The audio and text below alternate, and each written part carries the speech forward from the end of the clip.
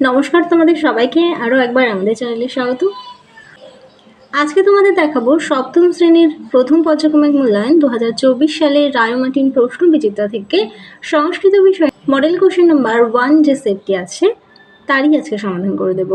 তার আগে চ্যানেলে নতুন হয়ে থাকলে অবশ্যই চ্যানেলটিকে সাবস্ক্রাইব করবে আর পাশে থাকা বেল আইকন প্রেস করে রাখবে।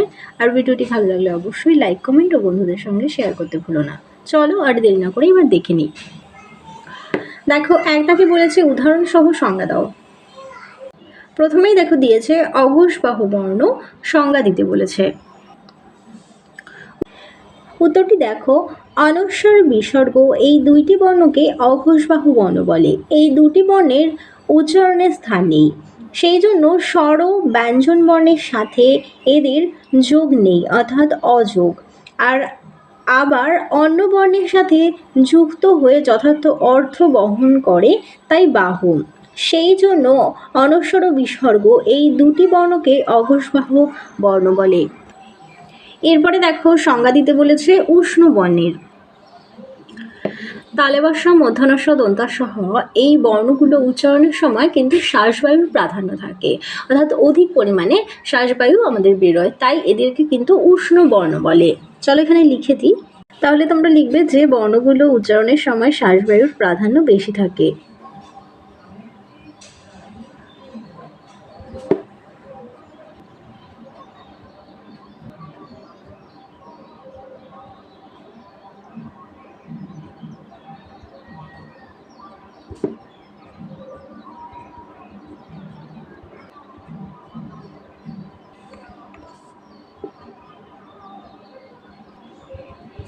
যেমন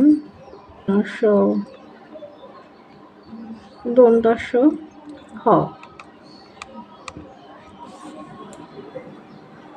এবার দেখো দুই দাগে চলে যাই, বলেছে ল এবং মূর্ধন্য বর্ণ দুটি কোন বর্ণগোষ্ঠীর।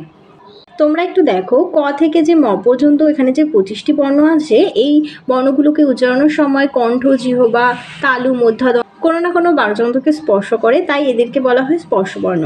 আমরা জানি যে ক থেকে ম পর্যন্ত এই বর্ণগুলো হচ্ছে স্পর্শবর্ণ। এরপরে ময়ের পরে যে আসে অন্তজ, র, ল, ব এই বর্ণগুলোকে বলা হয় অন্তস্থ বর্ণ। আর এরপরে যে তালবস্য, মূর্ধন্যস্ব, দন্তাস্ব, হ আছে, এই বর্ণগুলোকে বলা হয় উষ্ণ বর্ণ। তাহলে তোমরা লিখবে যদি অন্তস্থ বর্ণ কাকে বলে যদি পরীক্ষায় দেয়, স্পর্শবর্ণ ও উষ্ণ বর্ণের মাঝে যে বর্ণগুলো থাকে সেই বর্ণগুলোকেই অন্তস্থ বর্ণ বলে। তাহলে তোমরা এইভাবে মনে রাখবে। তাহলে তোমাদেরকে দিয়েছিল যে ল হচ্ছে কোন বর্ণ, তোমরা লিখবে অন্তস্থ বর্ণ, এবং এরই সাথে ছিল মূর্ধন্য। এই দেখো, এখানে দেখো মূর্ধন্য টট হ, ডট হ, মূর্ধন্য এই বর্ণগুলোকে উচ্চারণ করার সময় আমাদের কিন্তু মূর্ধাকে স্পর্শ করে। জীব কিন্তু দেখো আমাদের যে তালু আছে, তালুর অগ্রভাগ মানে সামনের দিকটাকে বলা হয় মূর্ধা, সেই মূর্ধাকে স্পর্শ করছে, তাই এই বর্ণগুলোকে বলা হয় মূর্ধন্য বর্ণ। তাহলে তোমাদেরকে যেহেতু মূর্ধন্য দিয়েছে, তাই তোমরা লিখবে যে ল হচ্ছে অন্তস্থ বর্ণ আর মূর্ধন্য হচ্ছে মূর্ধন্য বর্ণ। তাহলে ল হবে অন্তস্থ বর্ণ, মূর্ধন্য হলো মূর্ধন্য বর্ণ। এবার চলো 3 দাগে চলে যাই, বলেছে দেবনাগরীর সংখ্যায় লেখো। লেখা আছে 47 আর 81। 4 আমাদের কিভাবে লিখতে হয় আর 7 লিখতে হয় 3-এর মতো করে। এরপরে 8 লিখতে হয় এভাবে, 1 লিখতে হয় এভাবে। 4 দাগে দেখো পদ্ম, গঙ্গা, দেবী ও চটক পদগুলি কোন লিঙ্গ। চলো আমরা এখানে লিখে দিই। পদ্ম হবে ক্লীবলিঙ্গ। ক্লীবলিঙ্গ কাকে বলে তোমরা সবাই জানো, যে লিঙ্গের পুরুষ বা স্ত্রী কাউকে না বুঝিয়ে কোনো বস্তুকে বোঝানো হয় তাকে বলা হয় ক্লীবলিঙ্গ। এখানে পদ্ম একটি হচ্ছে বস্তুকে বোঝানো হয়েছে। এরপরে দেখো গঙ্গা স্ত্রীলিঙ্গ। তোমরা জানো স্ত্রীলিঙ্গ কাকে বলে, যে শব্দের দ্বারা স্ত্রীকে বোঝানো হয়। এরপর আছে দেবী, দেবী হবে স্ত্রীলিঙ্গ।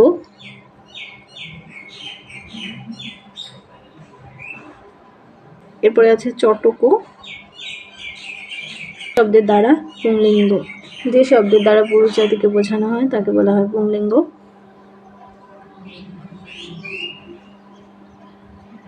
তাকে বলেছে সংস্কৃতে অর্থ লেখো। প্রথমে আছে কাঁঠাল।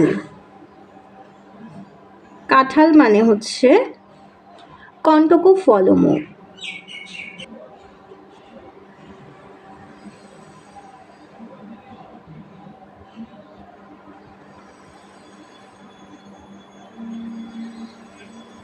এরপরে আছে বন্ধু, হবে মিত্রম।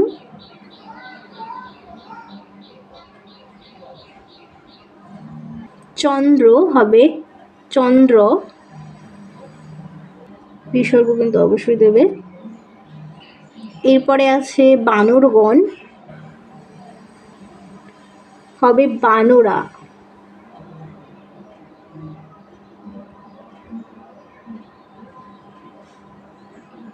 এরপরে আছে বিড়াল দুটি,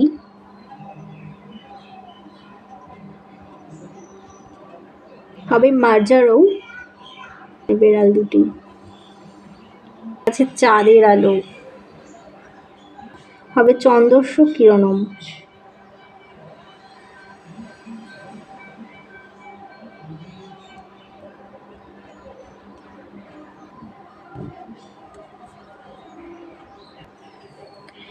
চলো এবার 6 দাগে দেখি কি আছে। 6 দাগে বলেছে সুবন্ত পদ বা নাম পদ কয় প্রকার ও কি কি।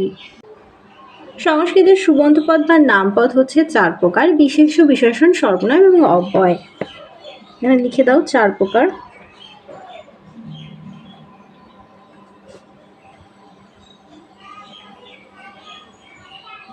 বিশেষ্য, বিশেষণ, সর্বনাম ও অব্যয়।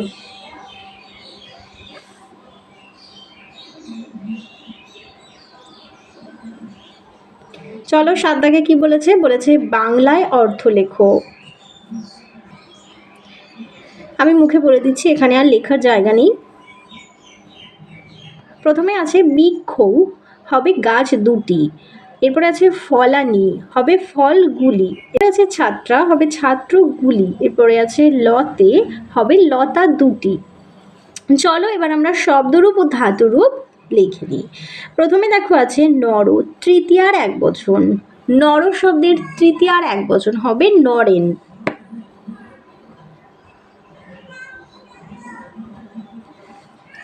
এরপরে আছে ফল, ফল শব্দের হচ্ছে দ্বিতীয়ার দ্বিবচন হবে ফলে। এরপরে আছে লতা, লতা শব্দের সপ্তমীর এক বচন হবে লতাম।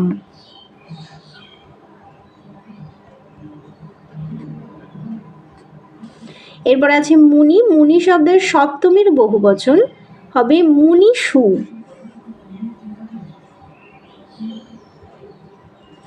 এরপরে দেখো, এরপরে আছে ভূ ধাতুর লটের মধ্যম পুরুষের এক বচন হবে ভবসী।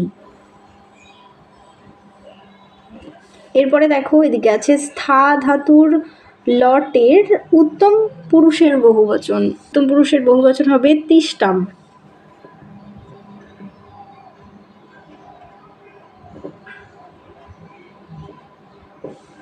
এরপর আছে গম ধাতুর লিটের প্রথম পুরুষের দ্বিবচন হবে গমিষ্যম।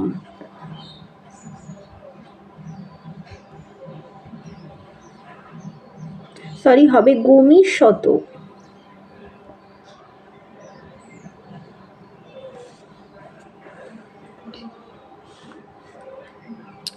তাহলে চলো তোমাদের সংস্কৃতের প্রথম যে সেটটি আছে সেটি তোমাদেরকে সমাধান করে দিলাম। এরপরে 2 নম্বর সেটটি নিয়ে খুব শীঘ্রই তোমাদের সামনে হাজির হব।